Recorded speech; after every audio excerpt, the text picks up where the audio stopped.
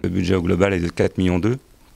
On est le 15e budget français, hein, donc on n'est pas non plus le budget le plus élevé. Malgré cela, je dirais Philippe a accepté de relever le challenge avec un projet qu'il a pris bien en main. Donc avec Philippe, je ne suis pas trop inquiet, c'est pas parce qu'on a le 15e budget qu'on doit viser les dernières places, on va essayer de revenir progressivement en milieu de classement. J'imagine qu'il faut ruser pour décrocher le bon joueur, puisque forcément vous n'êtes pas le seul club à rechercher des profils intéressants. Oui, il faut ruser. Enfin, je pense que Philippe a également l'expérience. Hein. Il a quand même plus de 20 ans derrière lui de coach en Pro A.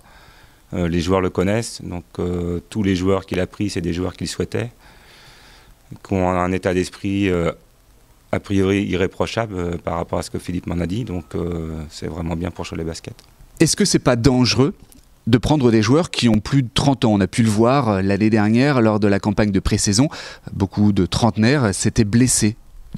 Non, c'était un choix, puisque ce que je vous disais, on est le 15e budget, il faut ruser. Donc soit on repart qu'avec des jeunes, nous en mixant des jeunes avec des plus anciens. Donc on a fait plutôt ce pari-là avec des anciens de plus de 30 ans, voire plus de 32 ans, et qui ont quand même l'habitude de jouer en Pro A. Donc on a plutôt voulu se rassurer avec ces personnes-là et qui est une expérience à partager avec nos jeunes. C'est l'année de la reconquête? Oui, c'est l'année de la reconquête. Moi, je suis confiant.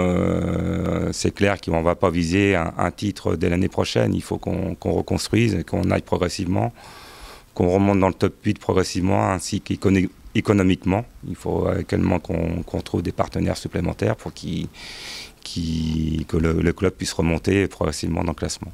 C'est aussi le nerf de la guerre, hein, l'argent, les partenaires, comme vous dites, et aussi les spectateurs. Est-ce que vous pensez qu'ils seront toujours aussi présents à s'abonner comme les années passées, ou est-ce que vous pensez que justement le dernier exercice a un petit peu freiné l'ardeur des grands passionnés? Oui, le dernier exercice a sûrement freiné l'ardeur, mais par contre, avec l'arrivée de Philippe, je ressens vraiment un frémissement vis-à-vis des partenaires, puisque je rencontre à l'heure actuelle tous les partenaires. Tous me disent que c'était déjà un bon recrutement. Et puis, l'arrivée des joueurs prouve également qu'on arrive à attirer des joueurs à Cholet Basket, des joueurs connus.